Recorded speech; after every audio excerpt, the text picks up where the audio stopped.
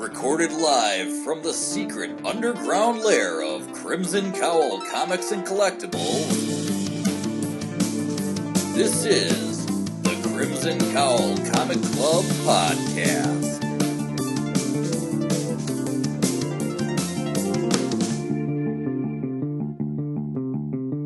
The following issues may contain spoilers. This is a primate problem, and it requires a primate solution. I'm Anthony. I'm Kirby. I'm Katie. And I'm Jim. Welcome to issue number 299 of the Crimson Cowl Comic Club Podcast. This is the penultimate episode to episode 300. We're going to keep going from there on out, but I just had to, any excuse I can say penultimate. This is a comic book show. We're going to talk about comic books. On this week's show, we do have a club discussion. It is the month of April in 2024, so what better way to celebrate than with a DC Comics special called the Ape-Ril special. We're going to talk about that in the club discussion. All four of us have read that. Then we're going to jump into the weekly reviews. That's where we go back and forth and we talk about those books that we've been reading. They could be new, they could be old, but no matter what they are, we're going to talk about them there. Then we're going to jump into the news section for part 2 of 2 of our previews preview. If you listen back to the last episode, we covered the Marvel and DC April 2024 previews catalogs. This time we're jumping into the giant previews catalog, which covers the independent publishers, the merchandise, the apparel, the collectibles, all of that stuff, talking about what we are excited for that is coming out in June and beyond. So that is the lineup for the show. Let's jump right into it with the club discussion. All right, here we go with the club discussion with a DC Comics one-shot special called the Ape-Ril Special. Get ready to go bananas in this epic adventure. Caution, an absurd amount of bad ape puns are incoming. These are all written by whoever works over at DC Comics for the synopsis crew. This is going to be a challenge. Please be ape-vised. Gorilla Grodd's recent incarceration in the pages of The Flash has left a void that Mala is more than happy to fill. Ape-sembling a group of DCU's most sinister simians, Mala forms the Legion of Doom. And yep, I guess that's going to be it. With an eye towards the world domination. But the world won't be conquered that easily. Enter the all-ape jungle. That's the best we're going to do. Yep, Jungle League with a bunch of screeches in the middle there. Can this team of hero anthropoids be the salvation we need? Or will Mala's team of maniacal monkeys bring forth the apocalypse? Get ready to go bananas as we honor DC's storied history with mankind's closest relatives in this epic adventure. It's going to be maybe? There might be a typo there. It's going to be our Angutastic, so heat up a cappuccino, prepare a batch of chocolate chimp cookies, that's the easiest one to say, and get ready to read the comic. That's the best we're going to do. Look, this year that's guaranteed to make you go ape. All right. Maybe in the audio version, I'll clip those clips in there. We'll do some sound bites and I'll do some real hardcore editing in there. There's a lot of credits in this book, so instead of writing them all down, I'm just going to read them here. We have a couple different stories, so here's a collection of creators. We have John Layman, Carl Mostert, David Barron, Tom Napolitano, Joshua Hale Fialkov, Phil Hester, Eric Gapster, D. Kniff, Clayton Cowles, Ji Luen Yang, Bernard Chang, Marcelo Mayalo, and Janice Chang. I am so glad they didn't put all of the ape puns into their own names, because sometimes that happens. Okay, we're over all that part. Let's talk about this issue. This is the DC Comics April special. While it seemed very fitting as a good Crimson Cowl Comic Club club discussion, there was one thing that if you're watching the video section version of this show, you're going to see this banana scented cover with a special rub and smell, because I guess scratch and sniff might be copyrighted. So there's a rub and smell cover here, and this was the selling point where I'm like, okay, this could be possibly a thing. Once I saw this, I'm like, yep, I'm 100% getting this. I'm always in for a ridiculous gimmick for a comic book. Now, for those that are listening to the audio, this might be a little difficult. So go and subscribe to Crimson Cowl Comic Club on YouTube. Watch the video version because we're going to see if this works through the video screen. I'm going to have to rub this here, rub the banana on the cover, and then I'm going to hold it up to my camera. So everybody at home, their TVs, their tablets, their smartphones, go ahead and give this a nice big sniff. And here we go. We're going to let people do that. There we go. Everybody at home, you're smelling that banana. So let's do a review. Now, I definitely do get the, back in the day of the scratch and sniff stickers and everything. You get that kind of very generic, like this is some sort of scented thing. So I'm getting that vibe. Kirby, did you smell your cover? Yeah, I'm trying to think of what candy there is that's out Circus there. peanuts. Yes, circus peanuts. Exactly. That's the damn smell I'm getting from it. There. It's there. It's potent, and I Yeah. barely rubbed mine. So this is like the third time I've rubbed it. This episode is for mature audiences of all Indian ages. Can't stop rubbing one out. So I know growing up as a kid, I definitely had like a sticker book, and I had a lot of the scratch and sniff Snickers. I keep saying Snickers. That's going to be just one word. So I had just pages of the scratch and sniff stickers, and so I'm definitely getting vibes, being like, all right, they unrooted some old technology here. So this was definitely a fun gimmick. Now, our other two club members, Jim and Katie, I'm assuming you read this digitally. Now, Yes. I'm assuming you're missing out on that experience, but do you have any past experience with scratch and sniff stickers? Yes, definitely. And yeah, the Kindle edition doesn't hit quite like the way a scratch and sniff banana scented cover does. No. Well, I just buried my face in a banana peel this morning when I was eating my cereal. So wearing that yellow shirt, you're probably just really getting in the mood, I assume. yeah, Good, exactly. Good. All right.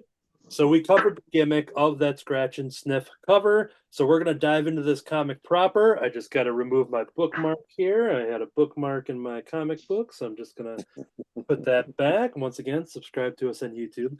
And so yeah, this is a collection of stories, very monkey prince heavy, which is going to lead into Kirby being the first one to talk about it, because I think you probably have the most experience with reading Monkey Prince. You've talked about this character in the past, and so I'm just going to have you jump into it. We do have three separate stories. We do have, there is a little bit of connective tissue here and there, but let's kick it off with Kirby. Your thoughts on the Ape-Ril special? Well, with buying the banana scented cover, it was awesome because they come with this little white protective cover. You get your banana scented cover, and then you still got a regular cover underneath it. So even if you wanted to take the banana cover off to keep for yourself on the side, it wouldn't ruin your comic at all, which is nice. But yeah, I really love these stories, how they played out. I like how Bobo got to play detective in the first two stories, and they connected nicely. And then we get the Monkey Prince, which gives us a fun play on him getting his arm taken away. If you know anything about the Monkey Prince, his body parts can basically separate. They can go off and he can control them to do whatever damage or anything he needs to. But it's like, as they played this out, and later on, it goes into a Monkey Prince story where we get to see his grandfather. And if you follow the Monkey Prince storyline, it will connect you with the Monkey King, his grandfather, his great grandfather. We get to see some family history throughout the first storyline of the Monkey King. So it was nice seeing his grandfather being part of this also.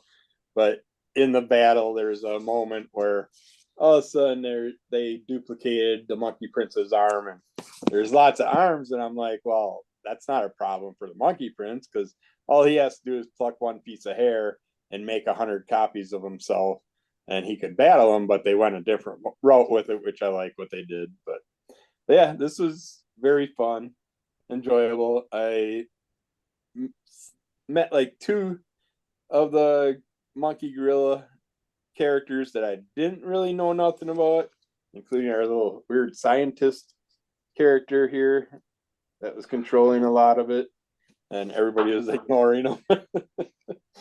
And then our Titanus, or the one that grows, I don't remember ever seeing those 2 characters, but the rest of them I knew, so that was nice.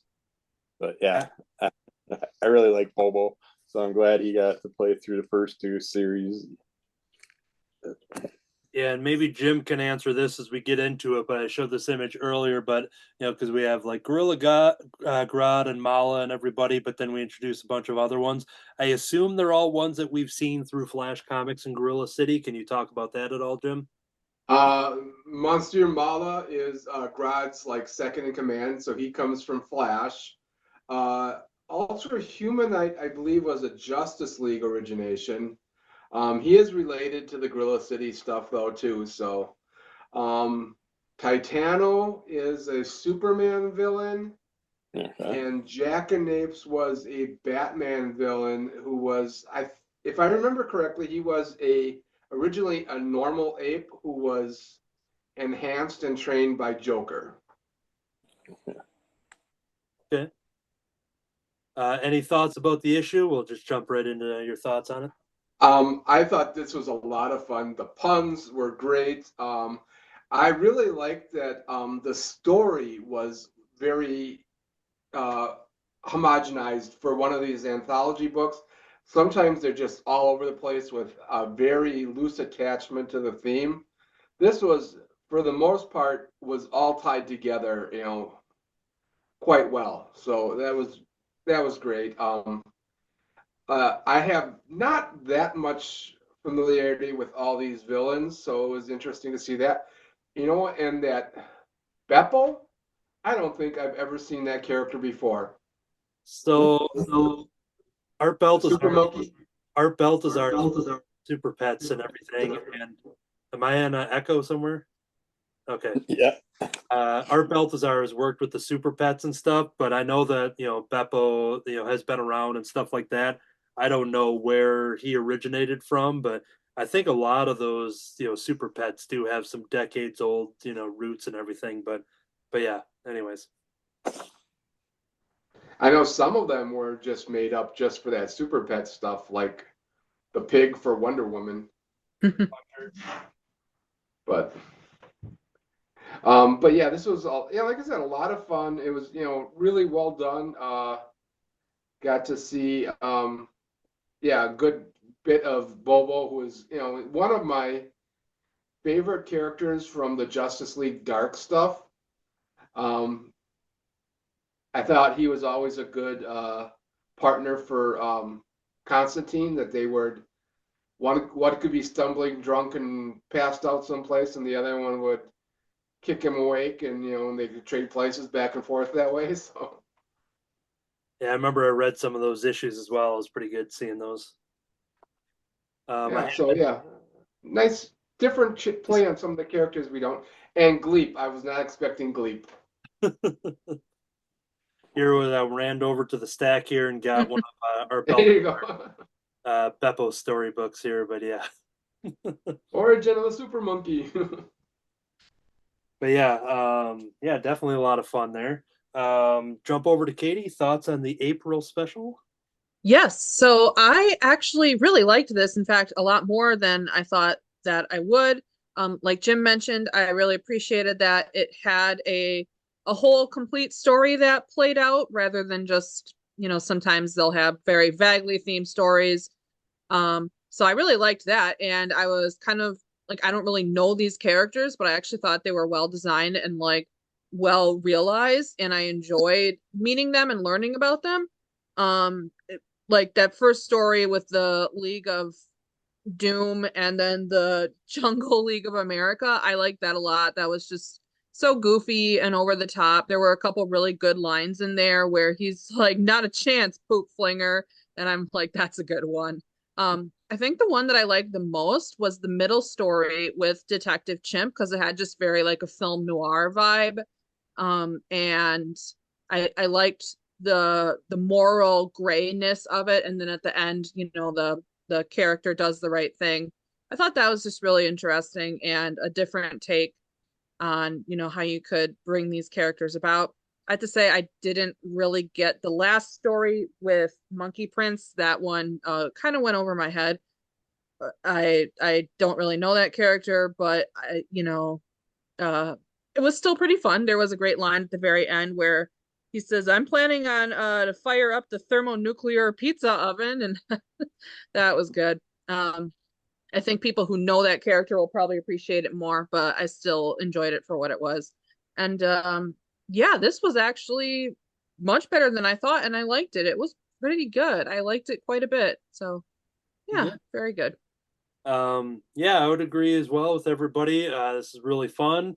I like that while it had a lot of these characters, you didn't really need to know so much. Like it was very new reader friendly in that sense. And Yeah, said very easy any to follow. Monkey Prince stuff, it's just whatever Kirby has brought to the podcast. That's as much as I know about the character. And but it was pretty cool seeing the detachable limb stuff go into play, and Mhm.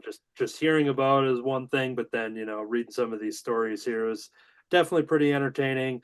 I definitely have more experience with Gorilla Grodd related stories and such, but I like seeing all that stuff with just Gorilla City characters coming in, and the whole opening mystery, and kind of talking about the kidnapping of all these like lab monkeys and zoo monkeys and things like that, and how that all unfolded.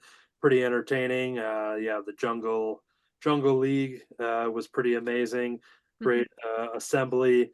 Especially when you know Detective Chimp, or somebody, I forget if it was him, somebody had run off thinking like they were just fleeing, but they were going to go get help and bringing in the Beppo and everybody. So that was a fun hero moment, bringing back a little extra muscle.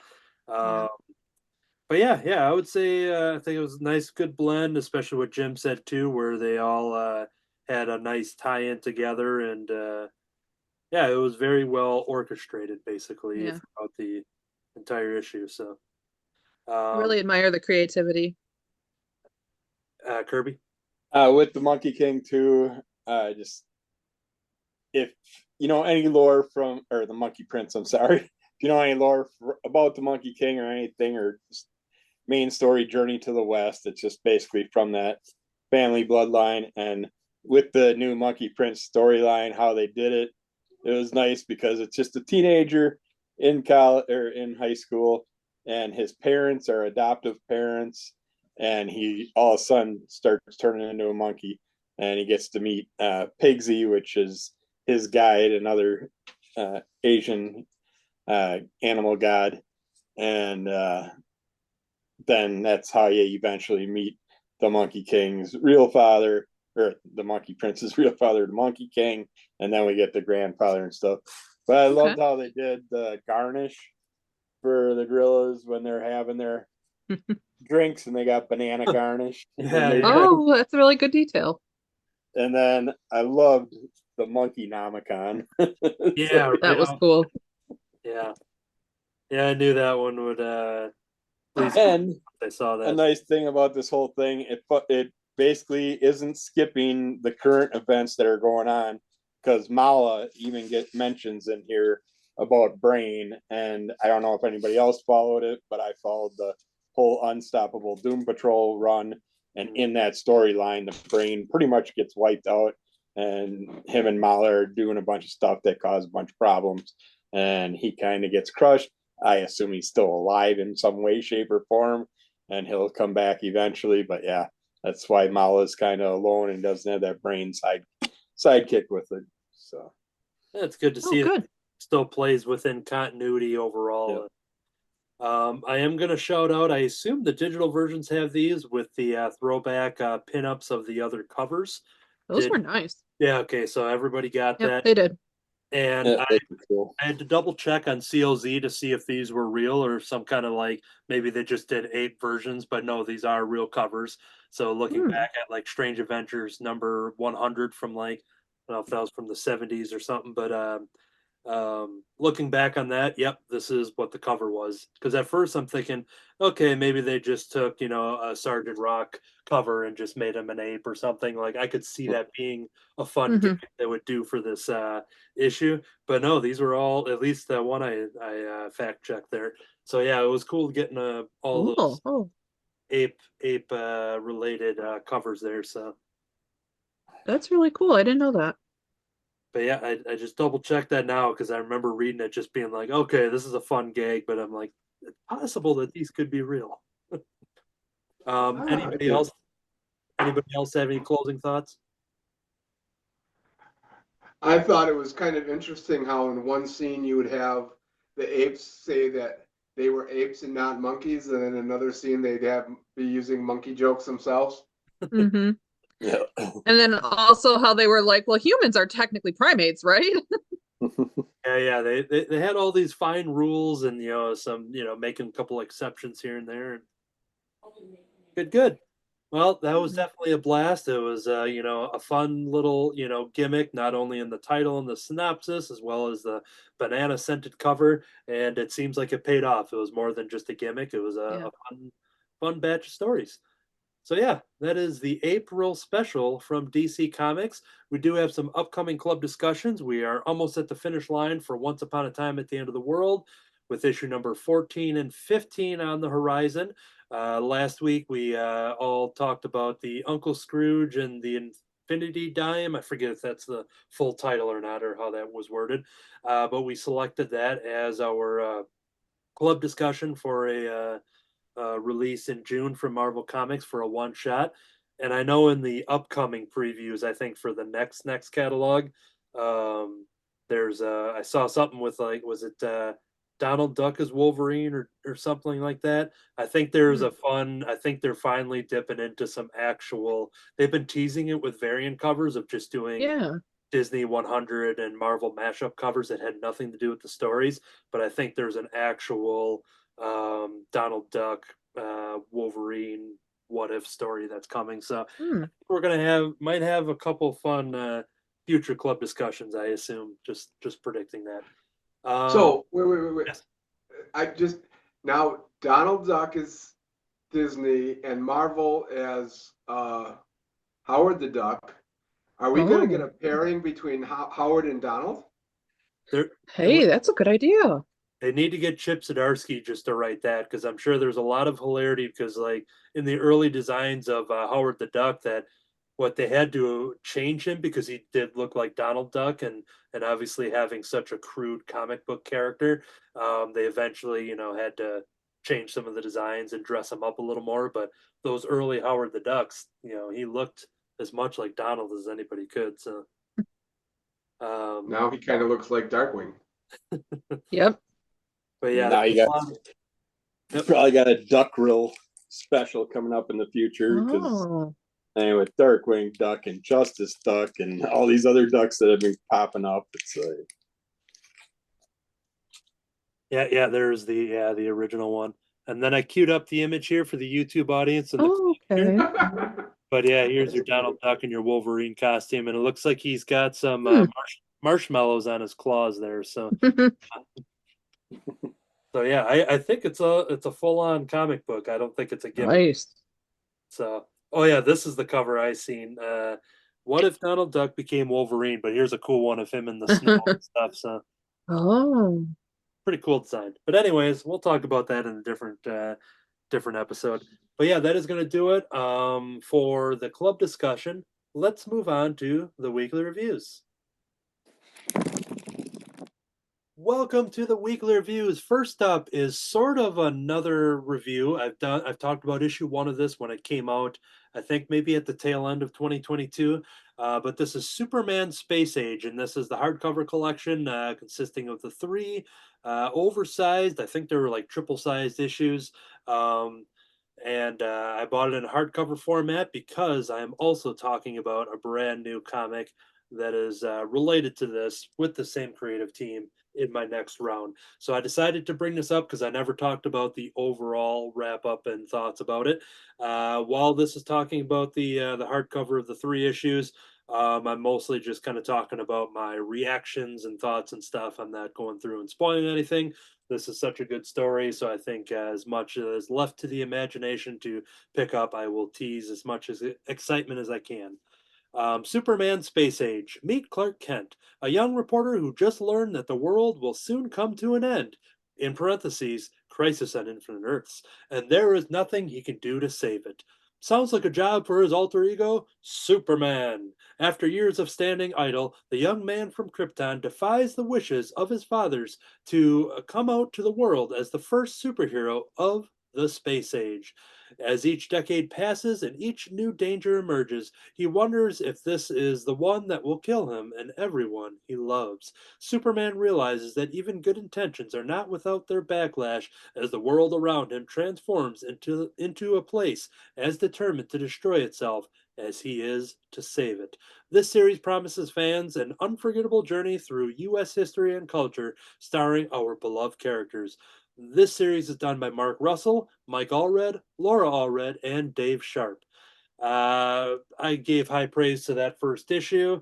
I am here talking about, I reread it in preparation for the new title I'm talking next and for this review.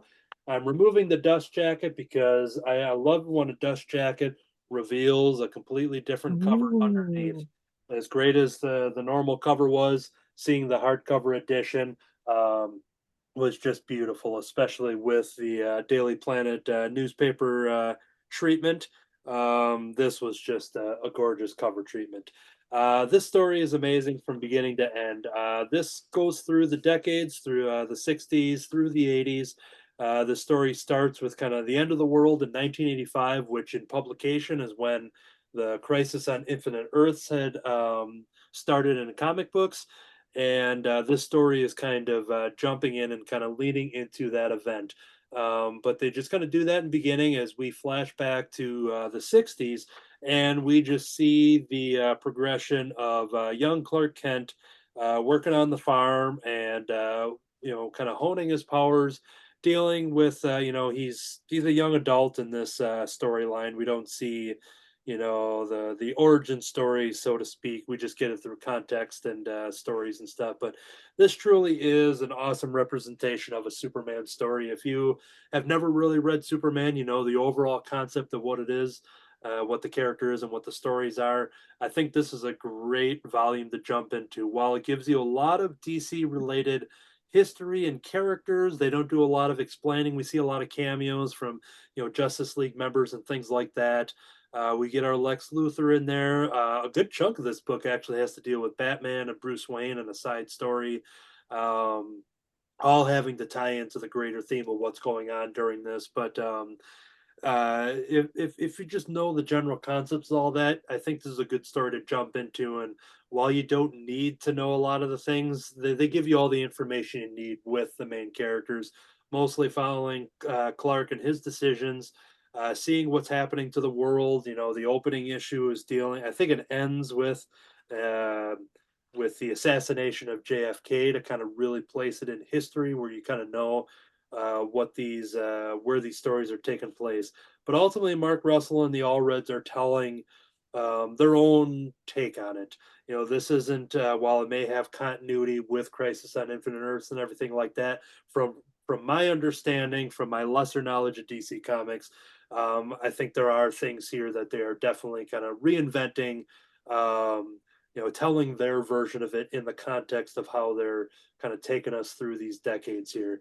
And we see, the strong relationship he has with Jor-El, his father, who is presented, as the image, like a computer image that's embedded with all the knowledge and is smart enough to react and have in the moment conversations with his son Kal-El. That's always been like part of the Superman stories. So it's cool to see that. You see a lot of the stuff with Ma and Pa Kent. You see the development of the relationship with Lois. It's a lot of go-tos that you would expect when it comes to a Superman story. Like, all of that core characteristic development plot in a Superman story is all in here, and then it's just kind of, told through a different lens, I guess is the best way to say it. Going through the Batman stuff, you see a lot of the early development of Bruce Wayne with the Batman suit, and there's a whole kind of like a government like bidding race between Lex Luthor and Bruce Wayne on their developments, their technology, and what the government's going to buy. And the one that doesn't get bought out has to dispose of their technology, and you kind of see the outcome of that when you see what we know of Lex Luthor as a villain and a businessman, and we know as Bruce Wayne as a businessman and a superhero. It's real cool to see that kind of dynamic and how that all plays in with the Justice League.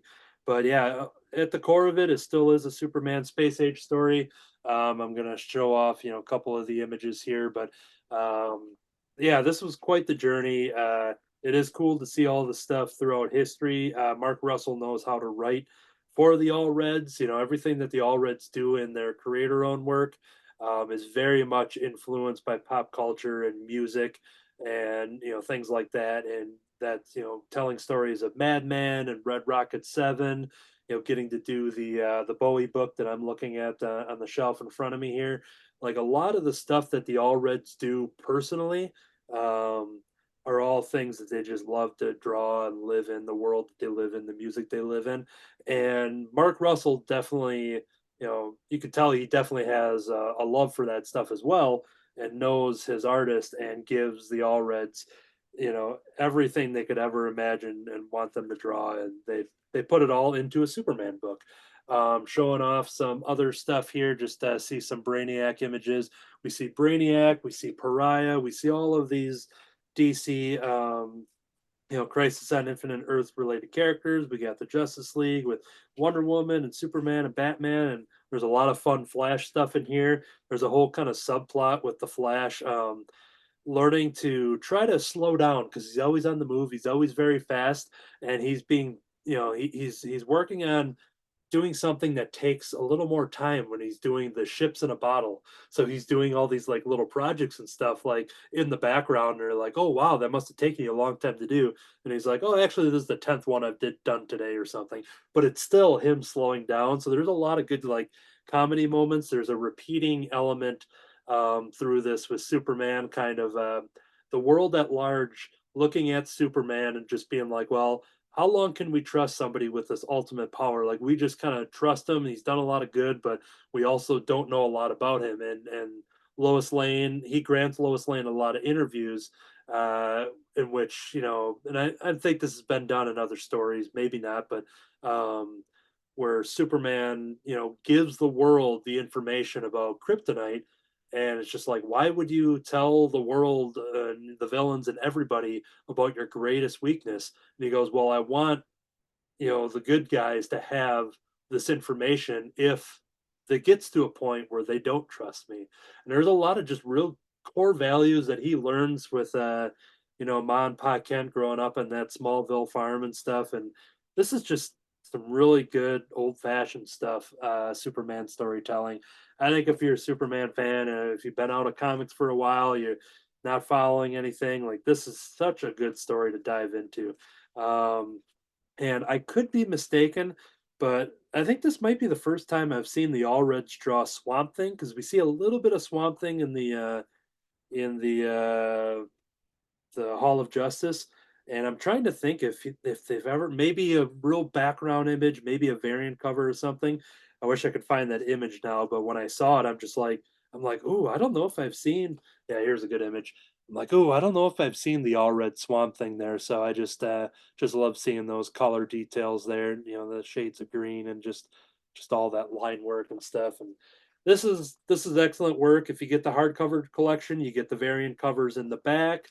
You get a lot of concept sketches and stuff. I don't know. I don't remember what back matter was included in the single issues because I have those as well. But this is something I knew immediately I needed the hardcover of. So this is an awesome collection. It's a real light hardcover. It's thick in story, but like the production value, it's done on the newsprint paper and just like it's not a I don't know what they did, but it's a real it's the lightness of a paperback, but a hardcover treatment is the best way I can explain it. But this is an awesome story. I have yet to run into somebody in any online review of people that don't say this is definitely a top story. So that's the best I can do without going into any further details. That is my full final review of Superman Space Age. Check it out. This tale will stand the test of time. Yeah, such good awesomeness. I checked out Redcoat #1, the first one that I've checked out so far from the new unmanned or unnamed run, I should say. It's got a nice wraparound cover, but immortal, mercenary, kind of a tool. Meet Simon Pure, the newest unnamed hero created by comic all-stars Geoff Johns and Brian Hitch. British redcoat and all-around rogue, Simon mysteriously became immortal in 1776 after a run-in with the clandestine cabal known as the Founding Fathers, which included George Washington, John Hancock, and many other prominent American Revolutionary War leaders.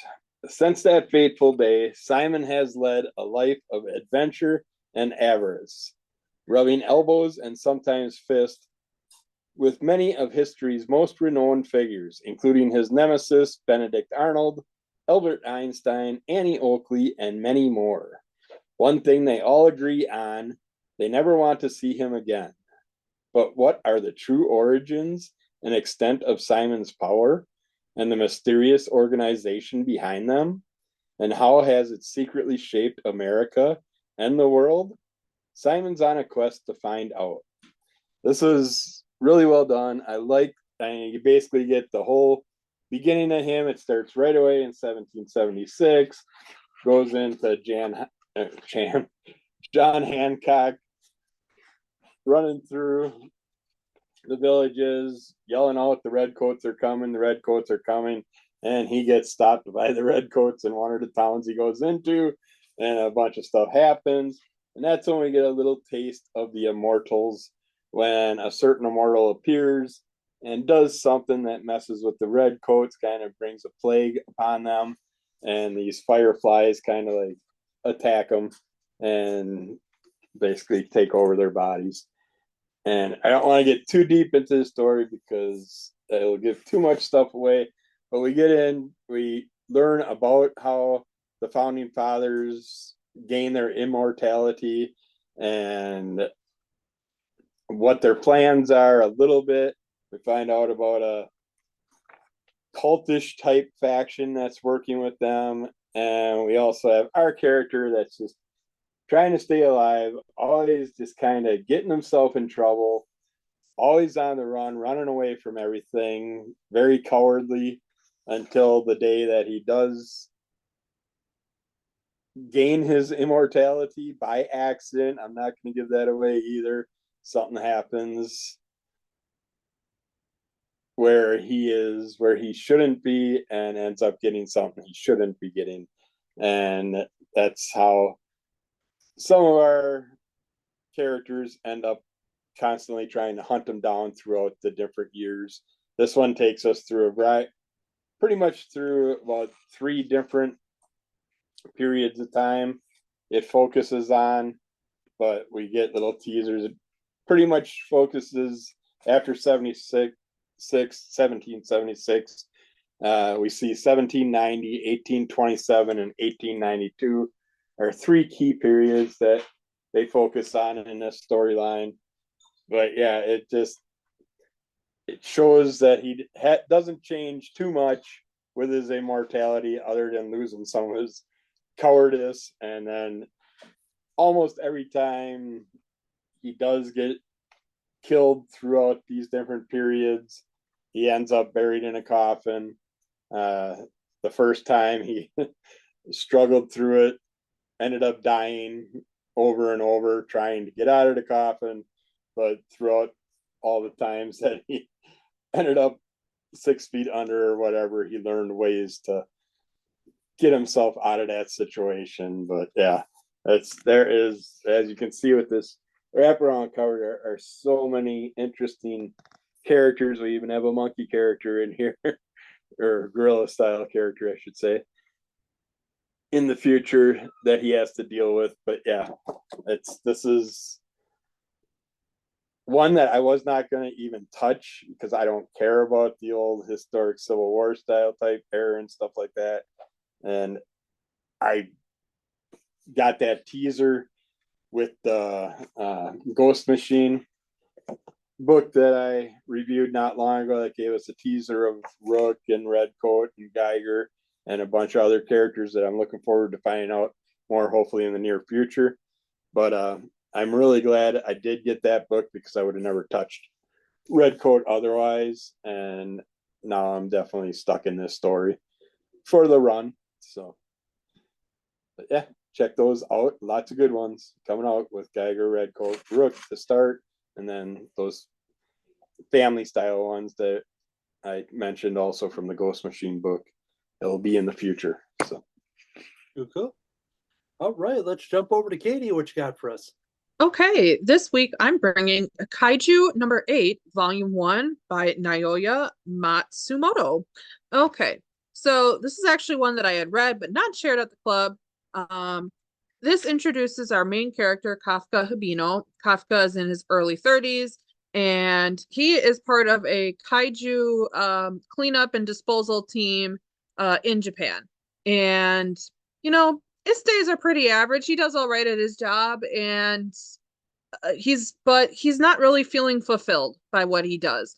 And then a new team member joins, whose name is Rino Ichikawa, and like he's like 18 or 19, so quite a bit younger. And he's going to apply to the defense force against the other kaiju, which is something that Kafka, had wanted to do, and he washed out on the tests. And even though he tried his best, he just couldn't cut it. He's just kind of an all-around average guy, but he has a good heart. So anyway, one day they are cleaning up a kaiju, and it turns out that it's not quite dead yet. It's still alive. And so this kaiju starts attacking the cleanup crew, and Kafka pushes Reno out of the way and is like, "Get out of here! Like, I'll take care of this." And the guys end up getting pretty beat up, so they end up in the hospital. We see a flashback to Kafka's childhood, which is going to become relevant to some other characters in the story. The guys are in the hospital. They got beat up, but they're going to be okay. And then all of a sudden, I can only describe it as like a kaiju mosquito. Kaiju mosquito flies in through the window, and it says, "Ha, I found you." And then it flies in Kafka's face, and he ends up swallowing it. So, imagine choking on a bug, but it turns out it's a kaiju. Well, this kaiju had plans for Kafka because now he has turned into a kaiju human hybrid. So he, of course, freaks out, jumps out the window, goes, kind of running away, not like on like a rampage, but, he's definitely like very upset about what's going on. And he knows if he gets captured, that's not good. So there's some pretty interesting instances of that. Which means that Ichikawa knows his secret from the get-go. And anyway, he still decides, hey, I'm still going to try out for the defense force. With my new powers, my new kaiju ability, I could really help out. I could definitely be an asset to them. Well, he signs up. He gets through the entrance exams this time. He really studied. He practiced hard. And he shows up to like the final round of testing and training. And it introduces some of the other characters in his class, and then we get to see them train against some live kaiju. And Kafka has a choice to make about when and how do I utilize these kaiju abilities, and how do I hide them, and how am I going to cope with this, basically, while also still helping my teammates on the defense force. So we see their final entrance exam and how all that goes, and it introduces other characters from his classmates. And then at the end of the book, we get to meet the main big bad, who is this kaiju who kind of looks like Slender Man as a kaiju. And we find out that unlike the other kaiju, this guy is sentient, he's smart, and he's got a plan. And it is not going to be good for the citizens of Japan. Um, I've actually read all the way through this series to book 9. 10 is in the previews right now, and I've really liked it. One of the other main characters who gets introduced, her name is Kikoro Shinomiya, and we find out that she is the daughter of some famous Defense Force general, and she is the best in her age class and went to like a fancy like prep school for fighting kaiju and joining the Defense Force. So there's some drama between her and Kafka. Everyone gives Kafka a hard time because they're like, "You're so old." I'm like, "He's 32." That's not old. But these 17, 18, 19-year-olds, he is the older guy of the bunch, but they'll come to respect him. And then we get to see from Kafka's past, his childhood friend Mina is now a captain on the Defense Force, and he's really excited to try out to be in her squad, and he wants to impress her. Because when they were little, they always said that they were going to join the Defense Force together, and he would protect her from the kaiju. And the roles have kind of flipped because now she's on the Defense Force and he's not. But now he has an opportunity to, as he says, stand by her side. And that's going to be a theme throughout this book, of them protecting each other and being worthy to fight together. I really liked this. This kind of kicked off my whole like manga phase and being willing to try things out. And I've enjoyed it quite a bit. I think if you like, like Godzilla or the Godzilla versus Kong that's out right now, if you enjoy Pacific Rim or even other manga and anime like Attack on Titan, I think you'd really enjoy this book. I'm really impressed with it, and I look forward to reviewing more volumes on the podcast. Anyway, that's Kaiju number 8, volume 1 by Naoya Matsumoto and Shonen Jump and Viz Media. Check it out. Ooh, cool. Yeah, it's good to know that there's a kaiju mosquito out there. Now, summer's coming. We gotta watch out for this. So. Yeah, we do. We gotta get some DEET. Okay, jumping over to my next review here. The reason I talked about Superman Space Age is because the brand new issue series debut that both Kirby and I have here, Batman Dark Age #1. Meet Bruce Wayne, Gotham's favorite delinquent son. In an origin story like no other, witness the boy become a dark knight. Hold on here. Yep. Witness the boy become a dark knight shaped by a city in turmoil as it marches towards its prophesized doom.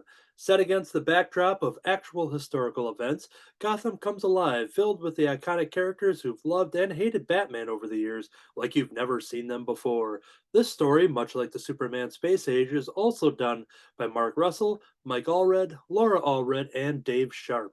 Okay, now I remember, I want to say in an interview that they had talked about that these are separate timelines, like even though you have a Superman Space Age, Batman Dark Age, and you have Batman in that story, blah blah blah. You know, I guess we'll find out as we go ahead. But if you haven't read Superman Space Age, and you're a Batman fan, this is definitely you don't need that other story to jump into it. After my glowing review before, I highly recommend it. But going into Batman Dark Age, you're not jumping into like halfway through a series or anything like that. This is a jump on point for you. This story has taken place. There's some, much like the other Superman story opening up, kind of giving a tease of what happens in the future and then going back to the past. You kind of have that too, where you're kind of getting some old footage from the 50s from Thomas Wayne talking about his world of tomorrow, talking about the city of Gotham, what it's going to be like in the future, and how everything's going to be great and grand and everything's perfect. And across that backdrop, you get an example of the future housing society, kind of talking about, hey, if you want to live on the other part of the city or neighborhood, these houses are designed that you can just easily just plop your house over there and you're fine.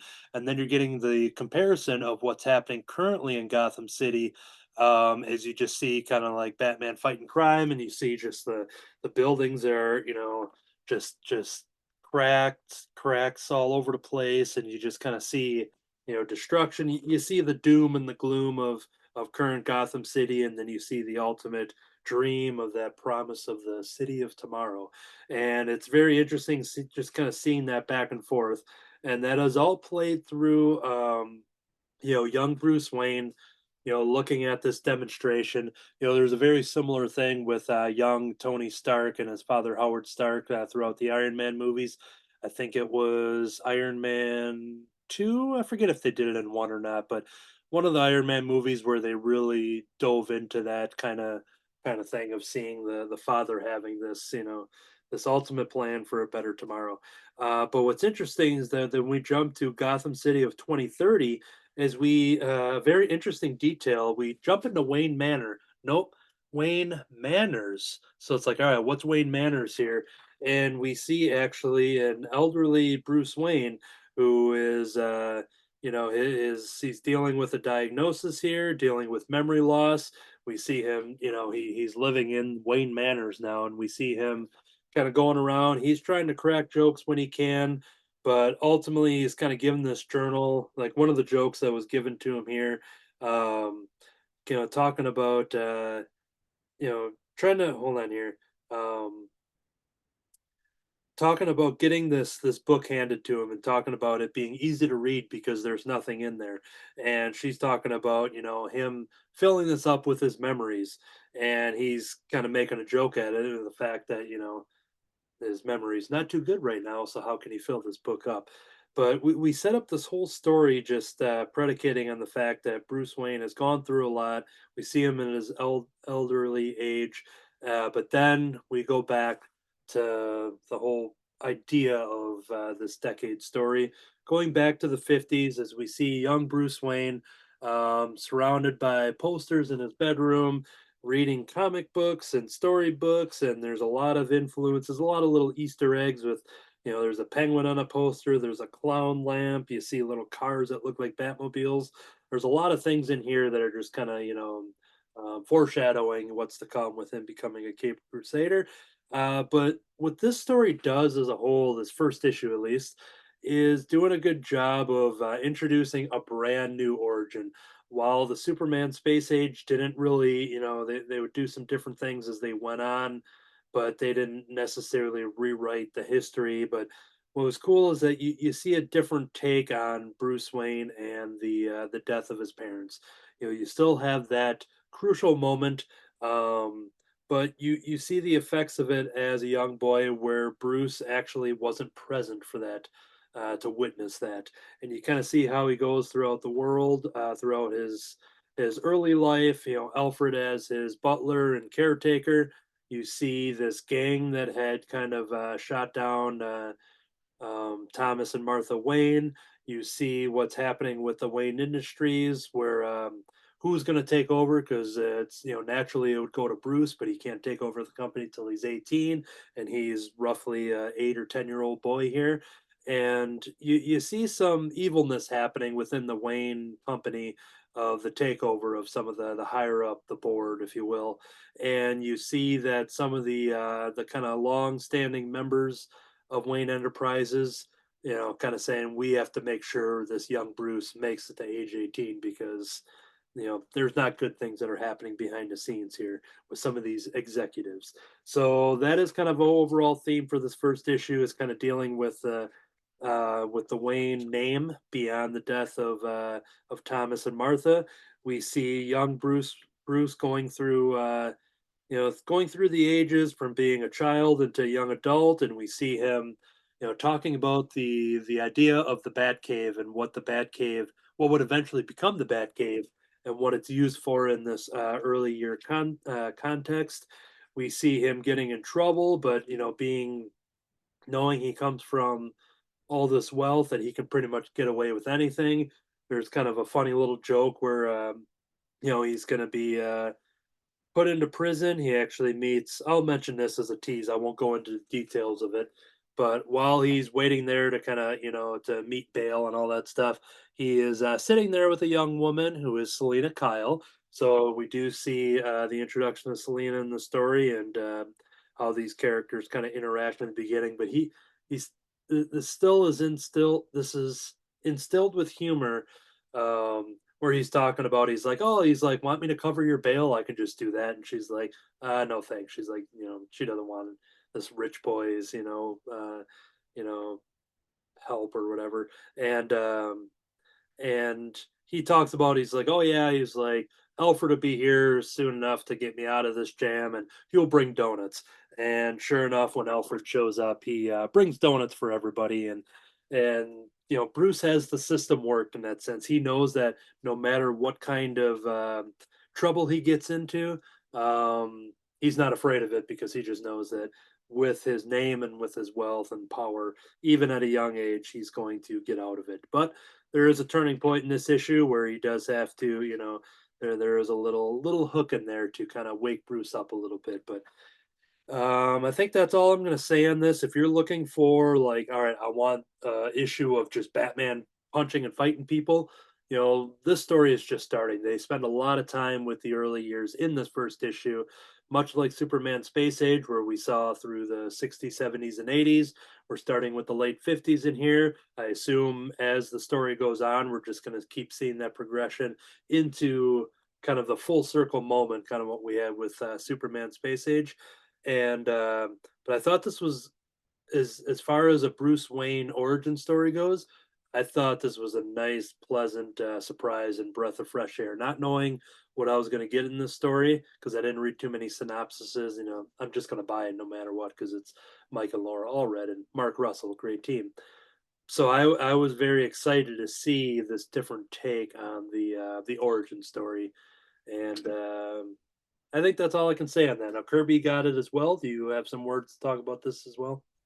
Yeah, I don't want to get too deep into it either. I hope they clash.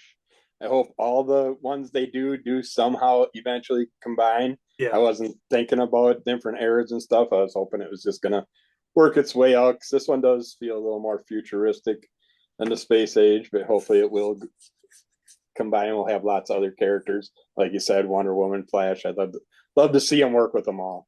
But yeah, I love the family storyline, the way they did it in here, changed it up and stuff. I mean, pretty much the whole storyline of Batman's beginnings got changed up in here and stuff, but I really like the way they went with it and stuff. So yeah, all red, I'm gonna get it. So. Yeah, it's like an angle where it's just like, yeah, they changed the origin, but that we're getting to Batman. That's like, the all of the elements are there. They're just done in a different order and different scenario, different approach, different angle. So it's kind of cool to just kind of have that idea and just see a different way on how he's going to eventually become this character. But yeah, I think that the creative team had teased that, if things go well, that, they may have plans for, it sounded like a tease for a Wonder Woman, miniseries, which seems like it would be the next, possible title. We'll have to wait and see. But I will give this picture away though, but I really love how they show him in his younger days with his mom in his bed, and then we get little teasers. It's like a book with kind of a Riddler question mark on it and stuff. There's little things that kind of all click you right to the different characters of Batman's world and yeah, the stuff that'll come in the future. Penguin, there's a clown, there's some cars. Yeah, there's a lot of little things in there to kind of set up some of that influence, I guess. Cool. So yeah, that is Batman Dark Age. This is I'm trying to think if this was 6 issues now, 6 or 9 or 8 or. I was thinking like 5, but I don't know. I think it's a 6 one where it's done in a different format than the other ones, lengthwise and everything, but essentially it's going to be the same size story as Superman Space Age. They're just doing it in more issues and smaller chunks. Right, and the Space Age ones were like 2 to 3 times the size. So yeah, so I think that I'm guessing this is a double sized, but 6 issues rather than triple sized 3 issues. Yeah, that math makes sense. I took algebra twice, so who knows? Okay, that's gonna do it. What's your next one there? I got Sam and Twitch case files from the pages of Spawn. You're getting a crime noir style storyline with our 2 characters, Sam and Twitch. Sam's angry he's, I mean, it starts out with him talking to one of his narcs. They're not narc, but the character that gives him information on any crime stuff that's going on. And there's we don't get the full story of the current crime that he's dealing with, but it looks like a serial killer chopping up bodies. We're finding body parts laying around and stuff. Sort of kind of like what we're dealing with in Wisconsin right now. We got Twitch that's being told to kind of wrangle Sam in because he's getting a little too much attitude. He beats up his character that's giving him the information in a restaurant, kind of smashes his face on the dining room table and just gets in trouble down the line and ends up losing him as an informant. That's what I'm trying to think of, informant for him.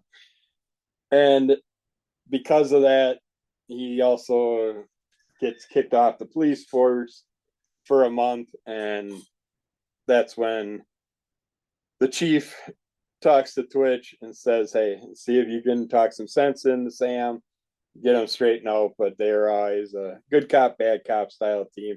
I never got a ton of information from them. They were just always in the Spawn style books. Once they'd pop up here and there. And I was always curious about those characters and wanted to know more. So when they came up with these case files, I think this is this I think is going to be longer ongoing, but I think each case is going to have basically be consisted of like 3 issues per case. But yeah, Sam basically sent home. Twitch is going to try and settle him down and get back to the case at hand, see if they can find anything out. But because of what happened with him, they were taken off the case. And we got these little puzzling pictures that just show body parts and stuff, give us a kind of teaser into what he's trying to find out, what crime he's after finding out more information on. But we never really fully get a look at the files at all of what the murder is being considered with, who the victims are or anything. We're just more focused in this first issue of learning about Sam and Twitch, which is nice because they're different demeanors and stuff.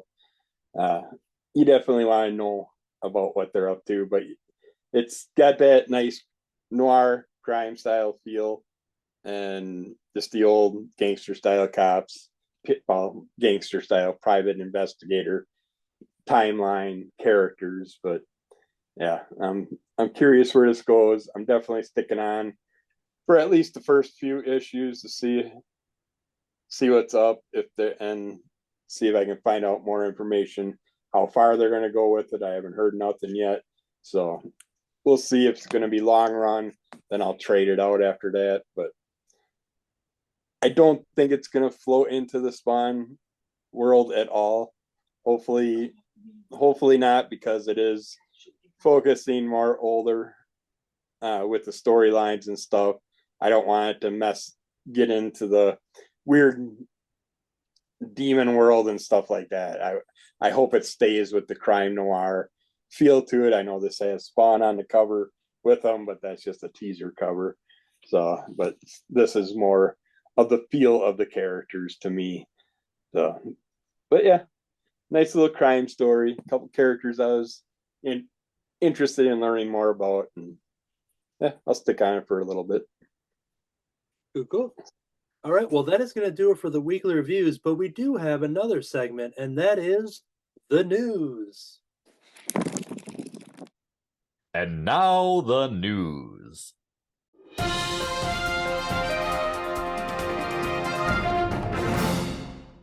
Welcome to part 2 of 2 of our previews. Check out the previous episode for the Marvel and DC April catalogs for products coming out in June and beyond.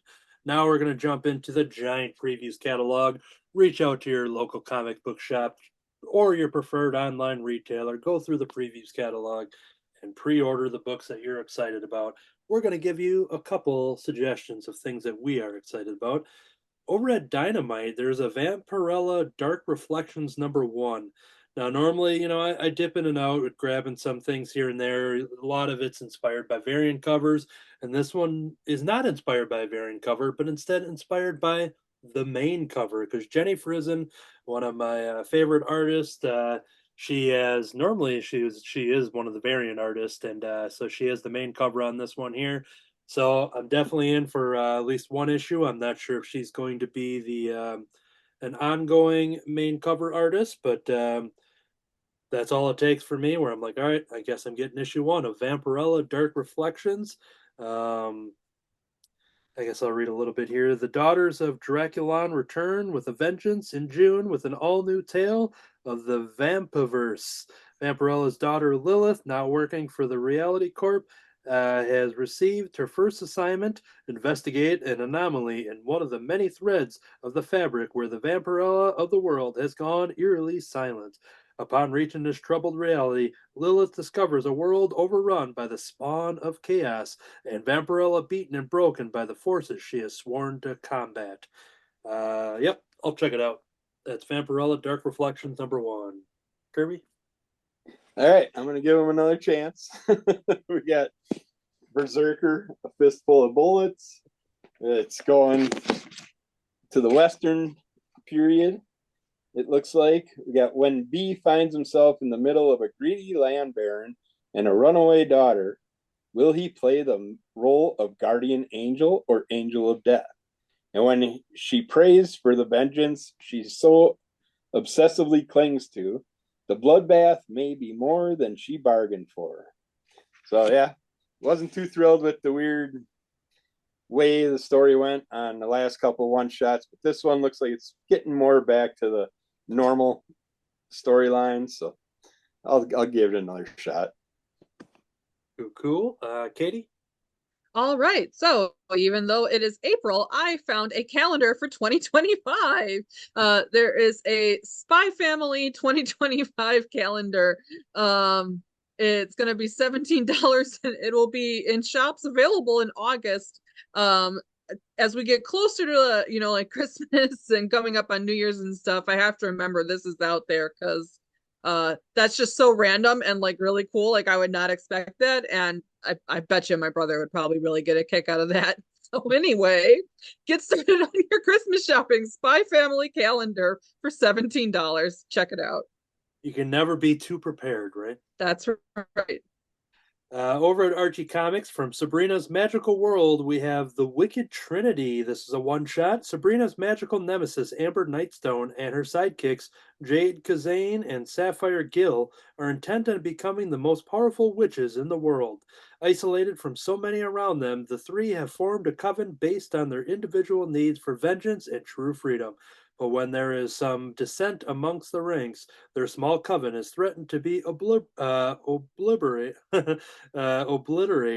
from within. The all-new dark fantasy one-shot coming out in June. Something Wicked This Way Comes. There hasn't been an Archie one-shot or main feature for the month that I have not purchased. They're all really good. I wouldn't buy them if I wasn't getting anything out of them.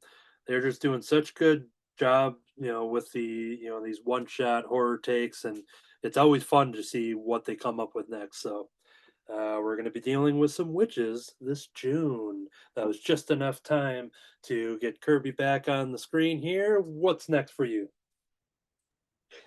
I'm High on Life #1. I don't know if I'll trade it or it's only a 4-issue run, so I'll probably jump on it. But if I got a teaser of the video game and it was very interesting, so I figure since they got a comic coming out, I'd check it out. But the bounty hunter has become the hunted. Though they restored peace to the cosmos by killing Garmantuous, there's no rest for the bounty hunter when a brutal new threat to humans shoots its way onto the scene, armed with plucky and determined Harper and the rest of the Gatlian gang. The series will take them on an explosive, twisted adventure across the cosmos. The story of guts, gore, redemption, and lost love. This brand new miniseries will be a roller coaster romp in the world of the eponymous video game. But yeah, they got some fun characters in here and stuff. And I figure it'll translate really nicely to comics. So I think I might check that out. Nice. All right, Katie. All right, so from Viz Media and Shonen Jump, I have Kaiju number 8, the graphic novel, volume 10. This is by Naoya Matsumoto, and it's going to be in shops on June 5th, 2024 for $12. It is, well, I can't really read the synopsis without giving major spoilers. But anyway, you should check out Kaiju number 8, numbers 1 through 9, available now. Get your pre-orders in through 410, and I've had a really great time with this series. I do have my pre-orders in, and I'm excited to bring it and review it to the club. That's Kaiju number 8, volume 10, coming in June. Check it out. Cool. From the world of minor threats, we have Barfly number 1 from Patton Oswalt and various, and art by Ryan Brown. And it's the Ryan Brown from God Hates Astronauts and 8 Billion Genies and everything in between. Spinning out of the world of the hit minor threats superhero series by Patton Oswalt, Jordan Blum, and Scott Hepburn. Hold on, I'm reading too fast here. Scott Hepburn Comes, a new tale of costume underdogs featuring low-level henchmen without a leader to serve. The Lair Bar is home to all sorts of supervillains, low-flies, and scumbags, but only one of them has to puke digestive fluids onto his food to eat. Explicitive eater. The humanoid mutant fly is a loser, a lifelong minion who lives to serve his criminal master. But what happens to a henchman when he no longer has anyone left to hench for?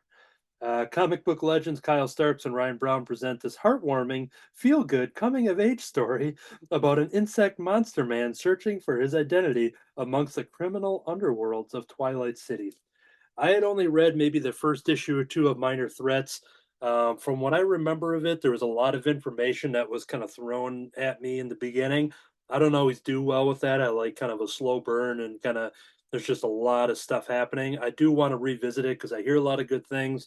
They do a lot of like spin-offs now. Patton Oswalt and his team is really, have found an audience and people are digging this. And once I saw Ryan Brown's name on here and that he's doing the interior art for this, I'm definitely on board to check that out. So I will give this a shot without knowing anything else from the world of minor threats. That is Barfly number 1. Yeah, I got some of the minor threat comics, never checked them out yet. The major threats I was considering jumping on, but I decided to wait for the trade on that. But then when I seen Barfly, just that image of the fly character in a leather jacket, just it's like I gotta get that one at least and check it out. All right. I got Fairy Tale Team Up, Robin Hood and Van Helsing. 2 of my favorite characters from the Xenoscope world. Yeah, when Robin Hood discovers a nest of affluent vampires running an underground club in New York City, she quickly realizes she needs the help of Liesl Van Helsing, the world's foremost vampire hunter, to take them down. But yeah, those 2 together, I think, are going to be an awesome team up. So I'll be getting that. Cool. Katie? I was also interested in that new Berserker one-shot. That's Berserker, A Face Full of Bullets, by Jason Aaron doing the writing. I've enjoyed that series so far, so I'm excited to check this one out as well. It'll be in shops on June 26th, and it will cost $10. Cool.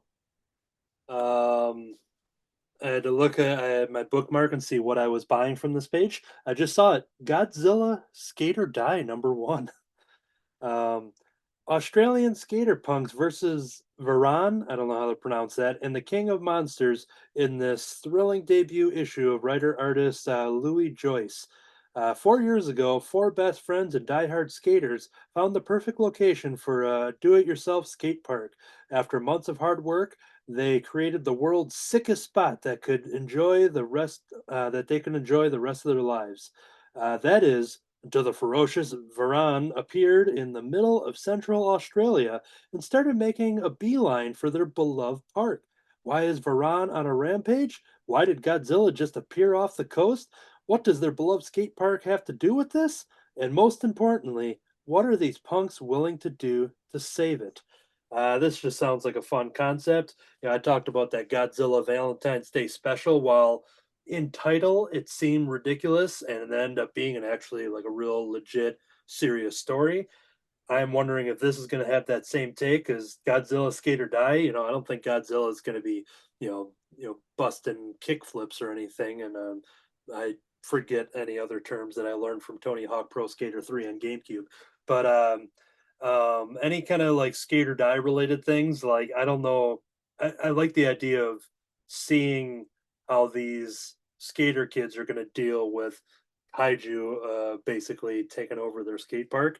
But also the cover B looks really cool. Just that pink and yellow one there, just got a really cool design to it. So I think that was worth it too. So I'm gonna check out Godzilla Skater Die #1, a sentence I never thought I would say. Herbie? Yeah. Archie and Friends blockbuster movies Yes. with a brand new story. Archie's summer movie fantasies get out of control. You've heard of Deadpool? Well, get ready for Pool Noodle, a character whose first appearance may be his last. Archie and the gang poke fun at every movie you can shake a stick or sword at. But no blood in this issue, unless it's a paper cut. If it's having the Ghostbusters parody cover and stuff, it's yeah. I like those. Cool. Yeah. There was a what cover did I see of that somebody did a variant cover? Was it Danny Harrell who we had talked to for the jungle drama? Because he's been doing a lot of these like incentive ones where kind of what Troy and Rogers did. Yeah. And I think I saw a cover like an exclusive through him in a shop or something. But anyways, I digress. Katie? Sure. So over at IDW, we have My Little Pony Maritime Mysteries. Looks like MLP is diving into the Jumanji idea. So it says Misty happens upon an old board game said to be inspired by the real life Maritime Bay mysteries, and she can't think of a more exciting way to learn about her new home than a cozy night of gaming. When the game comes to life and expands its borders beyond the board, Misty and her friends will need all hooves on deck if they're to win the game and lift an enchantment placed on the real Maritime Bay. It's in shops on June 12th, and it costs $3.99. Check it out. Cool. And yeah, it is Danny Harrell. I searched for the image here. So on the YouTube, you'll see me hold this up. But yeah, Archie and Friends variant cover where it's Edward Scissorhand inspired with Archie and Betty on the front there. But so yeah, this is part of a limited incentive type of thing. So he goes. Let's see here. He had the chance to create a cover for it. I give you the Archie scissor fingers. Let's see here. Limited to 250 copies. Pre-orders alive at DannyHarrell.com. HARLELL. HARRELL. DannyHarrell.com. So yeah, just throw that out there. The next one on my list here from Humanoids. This is a sell from the title. I'm a fan of buying a book with a great title. Total Suplex of the Heart. This is a graphic novel that is wrestling themed, and this looks fun. Young freelance journalist Georgie joins a local wrestling circuit to investigate a new article, making friends and more than friends along the way. But is the validation she gets from the sport worth the drama that comes along with it? It's an R-rated wrestling drama with a completely relatable characters as a wrestling. This is Patrick. Oh, I know this guy. Patrick Brower from Challengers, co-owner of Challengers Comics, an R-rated wrestling drama with the completely relatable characters. As a wrestling fan, I feel as if I already know these exact people, and as a comic book fan, I want to know all about them. Patrick is a huge wrestling fan, and yeah, him. I don't know if I've seen a blurb from him before. That's pretty cool. Total Suplex of the Heart from Joanne Starer and Ornella Greco. But yeah, awesome title, cool looking cover. I am totally in for Total Suplex of the Heart. Kirby? Yeah, Nemesis. Rogues Gallery #1. From Best, well, it's got from Mark Miller, Miller World, and Dark Horse Comics are proud to present the debut of a brand new arc of the best-selling thriller Nemesis. Immediately following the events of the smash hit Big Game, Nemesis lies broken and destroyed, but hell-bent on vengeance against every single person who wronged him. The bloody fireback begins here as he marshals together a plan for the ages. So I got introduced to him in the Big Game storyline, and he's definitely an interesting character. I'd like to know more about him. I just wish I'd know how long this run's going to go before I decide if I want to trade it or go for it. Cool. Katie? I think that's it for me this month. Okie doke. I'm jumping over to something. I think I'll get this. There's a name in here too that Kirby likes, so we'll see if he's on board. Talking about Galaxy of Madness #1. Do you know about that one? No? Well, author is Magdalene Visaggio, but artist Michael Avon Oming, colorist Taki Soma, Morgan Martinez is the letterer. This is Galaxy of Madness #1 of 10. Descend into madness and find the truth. In the far-flung, thrilling future of the 41st century, and on the other side of the galaxy, a swashbuckling space archaeologist, Vigil Virgo, is on the cusp of learning a universe-shattering secret in this four-color fantasy. But she'll have to dive into the abyss where no human is ever meant to go to do it. The question is, what happens when she emerges from the other side?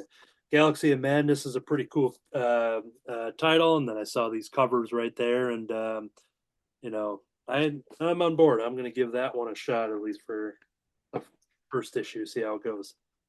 I might have to check it out. All right. This is our first crossover for the 40th anniversary. No, we did have one other one, I think. But we got Teenage Mutant Ninja Turtles, Usagi Yojimbo, Saturday Morning Adventures #1. Usagi Yojimbo, honorable samurai and rabbit out of time, has been stuck in New York City ever since one of Donatello's experiments with a trans-dimensional portal went awry. Usagi has grown to appreciate the city, his friends in the Turtles, and most of all, pizza. But he still wants to return to his own dimension more than anything. When Donatello finally finds a way for Usagi to do just that, the Rabbit Warrior invites the Turtles to visit his home, where they find a dangerous new enemy. It's the Teenage Mutant Ninja Turtles and Usagi Yojimbo together again in a whole new dimension. And yeah, that's following up from a story that I read not long ago, so that's cool that it's ongoing. Excellent. Over at Mad Cave, there's something called the Mammoth #1 of 5. The dead will lead the way. Something is wrong in the deep forest of Broke Tree Valley. Something deadly, something mammoth. The legends speak of something larger than human comprehension, a monstrous phantom that disappears for decades at a time.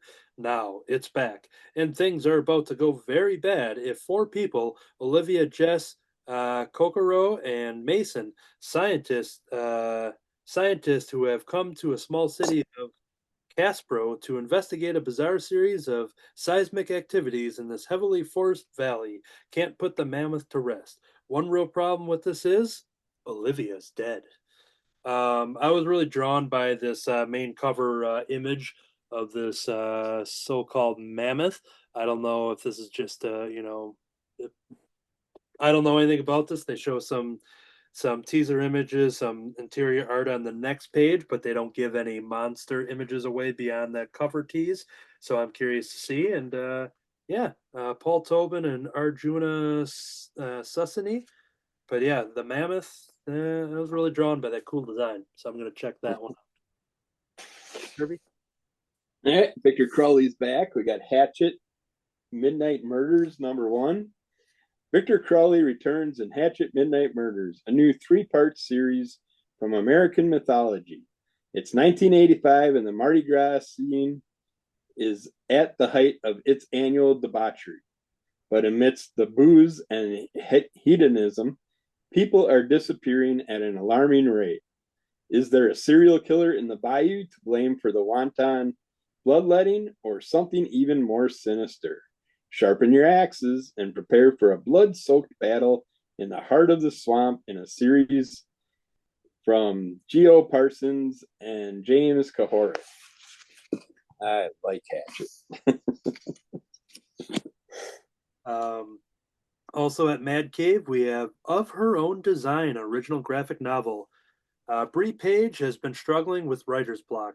Her parents that constantly fight, and her former best friend / current bully, Viv Kinsley, and the gorgeous new girl, Kay Artiger, are causing a bit of stress. An unexpected encounter with the mischievous bookseller, Ambrose Chance, gives Bree the extraordinary ability to go beyond her problems and bury them deep in her new stories. When her worlds come to life, it's up to her to save her town and her family, if only she could write the ending. Yeah, That sounds good. I was kind of intrigued by that. They show some sample pages here. It's got a cool cover. I'm not too familiar with the list of creators here. Bertie Willis and Nicole Andelfinger, Vash Taylor and Fiona Marchbank, Laurent Reese, Eva Cabrera, Rowan Mackle, Lyndon Cahill. But yeah, I don't know. I kind of dug the concept there. I'm intrigued. So yeah, that is an original graphic novel coming out in June. Kirby? I got Kent Menace versus the Techno Freak #1. He is known by many names: Mysterious Mariner, Supernatural Sailor, Weird Hero. He is Kent Menace, sailor of the ghostly Pangaean Sea, and comic book hero turned realities champion. And from modern day Greece to a darkly futuristic London town, he is faced with the strange powers of the cybernetic sleuth of the future, John Sherlock, the Techno Freak. Or is he? Could it be the sinister Silver Ager, aka the comic booker, who is twisting reality and these dark heroes' very lives at his whim? I fell in love with the Techno Freak character and his little goofy little cat character that hangs out with him. So anytime I see that name, I gotta check out the stories. Ooh, cool. Over at Oni Press, I was intrigued by this name, the Tea Dragon Society Treasury Edition. This sounds like something that maybe was released before, if it's getting a Treasury Edition treatment. From writer-artist Kay O'Neill. Here we go. Experience Kay O'Neill's 2-time Eisner Award-winning The Tea Dragon Society, larger than ever before, in a new 10x14 oversized softcover Treasury Edition. The Tea Dragon Society is the first book in the charming all-ages trilogy that follows the story of Greta, who is a blacksmith apprentice, and the people she meets as she becomes entwined in the enchanting world of tea dragons. After discovering a lost tea dragon in the marketplace, Greta learns about the dying art form of tea dragon caretaking from the kind tea shop owners. As she befriends them and their shy ward, Greta sees how the craft enriches their lives and eventually her own. But yeah, kind of had a real adorable cover there. I was getting some, like little golden book vibes on it, not just with the trim, but just the overall just vibe of what's happening there. And yeah, I don't know anything about this, but this caught my attention, the Tea Dragon Society. So I'll give it a shot. Herbie? All right, Shelly, cover your ears. We got Dracula Unfanged. Christopher Sequeira, who devised the cross-dimensional Baker Street collection, Sherlock Holmes and Doctor Was Not, invites you to another collection of multiverse jumping tales about a literary icon, this time Count Dracula, with stories by some of the best in the field. Enter freely and at your own will. So I've seen that. Sounds like something she hasn't checked out, so I figured I'd get that for her Dracula collection. Excellent. Over at Penguin Workshop, these are things that I actually have reviewed on this very show. Looks like they're just being resolicited. So I'm going to re-mention them because I think they are great. Bigfoot and Nessie, Volume 1, The Art of Getting Noticed, and Bigfoot and Nessie, Volume 2, The Haunting of Loch Ness Castle. Both of these are individual graphic novels. They're hilarious. They're kids' comics. They're super cute. They're super adorable. They're funny. I dig these. So I hope there's more of them. And if with them putting them in the catalog again and me talking about them again, can get at least another person to check these out to ensure us that we would get more, then I'm taking that time to mention Bigfoot and Nessie, Volume 1 and 2, order from the catalog. I got the Nacelloverse teaser that has a variety of different cartoon related characters and stuff there in it from back in the day, and it had Biker Mice from Mars in it. That's what made me all excited, and I wanted to get that to check it out. I don't know if this, I haven't seen it on anywhere in the list for this catalog, but I've seen it in the catalog itself. They just had this one advertisement for Biker Mice from Mars #1 coming out in July, so I'm gonna have to see if it's in next catalog or if it is in this catalog. I just haven't seen it on my online ordering list, so I'm gonna have to do some research on that. Maybe an advanced solicitor, advanced little preview to get people excited. Yeah. I put a bookmark on this one, so I have to look around. Oh yeah, I haven't. This is a reminder for me to read the first ones because I see Volume 2 is up here from Rocket Ship Entertainment, Lars and the Awkward Yeti, Volume 2. I know I purchased #1 and it's buried in a stack, but now that I mentioned it, I'm going to leave that aside and put that to the top of my stack in case I need to pre-order Volume 2. So yeah, I bought it just because it was another adorable type of thing, the Awkward Yeti. That was enough for me. So this is serving as a reminder for me to go read that first one. All right, Kirby. From Image Comics, we got Misery #1. Cyan Fitzgerald is just a young woman trying to find her place in the world as the daughter of Wanda Fitzgerald, the former wife of Al Simmons, aka Spawn. She has been endowed with incredible abilities that keep her cut off from those around her. Her journey into the darkness starts here. After the whole big Spawn event that we just went through, and Wanda, we know, is upstairs while Spawn is downstairs, and we get to see her with a little bit of power in there. I'm curious what they're going to do with her daughter and the whole Spawn storyline. So figure I will check that out, and that's Simon Kudranski, of course, with Todd McFarlane. So. Cool. Yeah, that is actually everything on my list, and I just caught this one as I was flipping through the merchandise. Apparently, there's a Revenge of the Creature 1,000-piece puzzle that's coming out. 28 by 20, one finished puzzle here. Okay, dang it. Based on a 2018 poster by Francesco Francavilla. Come on. Now I have to buy it. So, all right. So, yeah, that is a Revenge of the Creature puzzle there. So, nice. dang it. Okay, well, that's my last pick of the catalog. Kirby, take us home. All right. I will be doing a review of 14-issue run of Ninja K. I guess that's how they have it with Ninja Dash K. I always called it Ninjak. But we have Ninjak versus Roku. It's a 4-issue run. The line between ally and foe blurs as these two extraordinary warriors clash in a battle that will redefine the very essence of danger. Ninjak's latest mission catapults him into a face-off with the lethal and enigmatic Roku in a pulse-pounding race against time. Ninjak finds himself at odds with this formidable adversary, both vying for the same coveted prize. And after this run, when I explain it and stuff, it'll make sense. But yeah, I apparently looked at Ninjak in a wrong perspective until I read that run. So, or Ninja K, depending on how you want to say it. And this one I just came across as I was thumbing through the catalog earlier.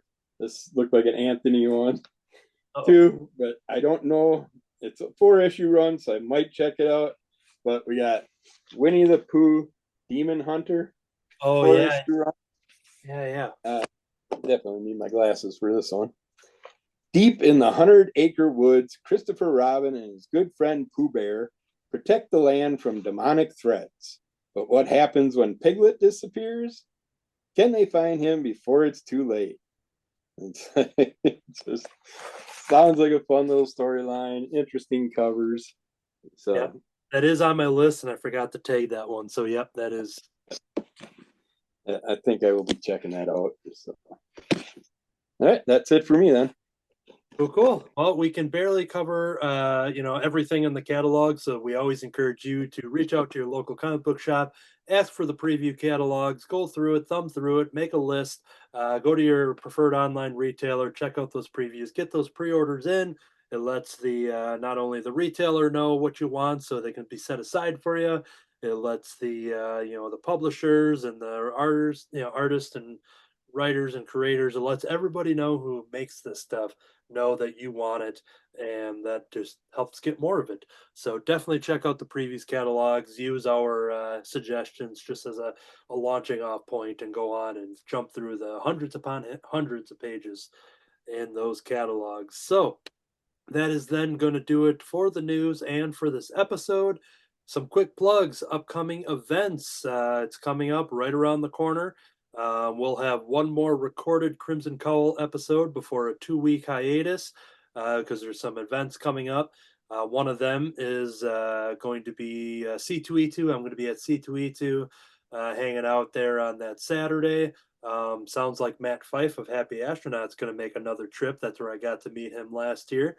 And so, yeah, that should be cool to see him again. Also, the week after that is Free Comic Book Day. I will be in Oh Yeah Comics in beautiful downtown Skokie, just hanging out and helping out and just, handing out free comics and monitoring the lines and doing all that fun stuff. But then the very next day, Sunday, May 5th, Madison MightyCon. I will jump over to Madison with David Gloyd for Crimson Cowl Media, and we'll be selling our art. David will be having his comic book. We'll have some new stuff on the table. I've seen some proofs of some new things that are being printed at the moment. I'll show Katie after the recording here. Yeah, a lot of fun stuff to debut some new stuff on the table for this next, leading into the summer convention circuit. And then that means I should get planning for my June and July and August. And September is the Mighty Con in Milwaukee. So me and David are already talking about, what to do for that one. So, yeah, that ends up that plug. If you are local to us, check out the Gift Nook. That ad plays before our video version. You can see all the information there. I have some original art and prints and stuff there for you to purchase. If you do not see me at a con or know me in person, you can check that out at the Gift Nook, plus a bunch of other awesome artists and crafters. Super cool stuff. Awesome owners. Check out the Gift Nook. CrimsonCowl.com for info and original web comics. Crimson Cowl Comic Club on iTunes for the audio version. Subscribe, rate, and review. That will help us. Crimson Cowl Comic Club on YouTube. If you want the video version, if you wanted to smell that banana scented cover through your device screen, you can only do that through the YouTube version. You can't do that through the iPod, iTunes, Podomatic, format. You have to subscribe to YouTube for that banana sniffing experience. So yeah, subscribe to us there. Check out the video versions. Under the Cowl of MS, Kirby, you have a spin-off podcast. You want to talk about what you've been releasing and what you're doing? Got plenty of comic book reviews, got some unpackings again. Finally got some things rolling in. Hopefully some more soon. We started our comic book reading episodes, so you can check those out. And if you want to win a free comic, I'm giving a free comic away this month. Just look at the video that talks about it and tag yourself, and you can get thrown in a hat for a chance to win a free comic.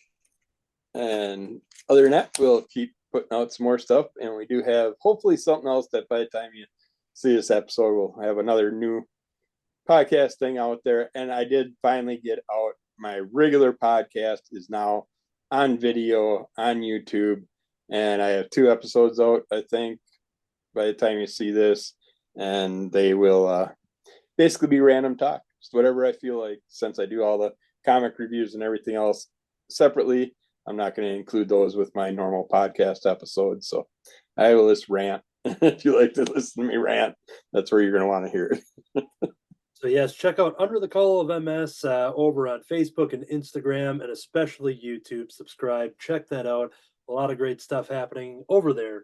I have some artist accounts, Anthony Laatsch, Laatsch, over on Instagram and Facebook. And yes, I've been posting art there. And that just reminded me, I don't think I posted anything this morning. I've been working on some other stuff because last night we recorded a brand new Cartoonist by Night episode, which probably should be up by the time that you listen and watch this episode.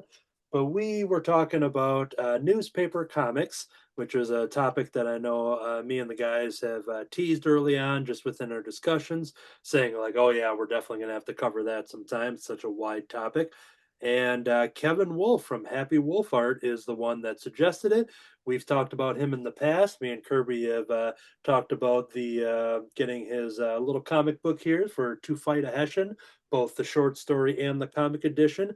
Go back on a future episode not too long ago to check out our reviews. Kirby has some reviews of that as well on Under the Call of MS.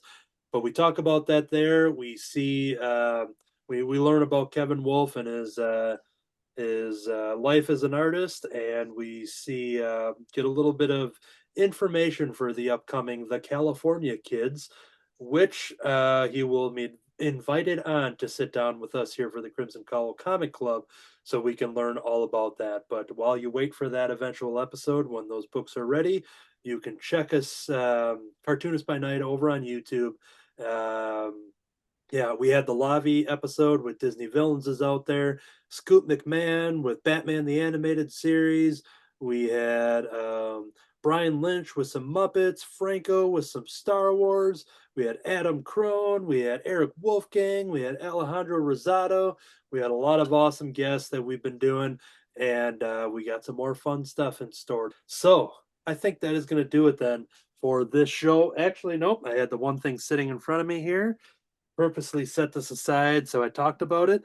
Our friends Matt Fife and Matt Rogers over at Happy Astronaut, they have happyastronautcomic.threadless.com to get some merchandise. You can get some fun little stickers. I slapped on this awesome Happy Astronaut sticker on my board this morning when I got it in the mail. I've got another sticker awaiting to figure out the right placement for. I've got this brand new t-shirt that Eric wore on this very show last episode. Stay fresh, cheese bags, a quote that is said from Happy Astronaut in issue number 4, I believe it was. And then actually, yeah, here, if you want to see the panel which he said that, they have this version as well. So there's the t-shirt version. Finally, we have some Happy Astronaut merchandise beyond the comic books. Very excited to add that to Awesome. a lot of good stuff. Go to happyastronautcomic.threadless.com because it's definitely supporting some independent artists. Okay, I think that covers all the plugs and the whole family of things that we do here. That's going to do it for issue number 299 of the Crimson Cowl Comic Club podcast. This whole time, I saved Earth from an asteroid. I've been solving crimes about our forefathers with Bobo the Chimp. And I've been a kaiju mosquito.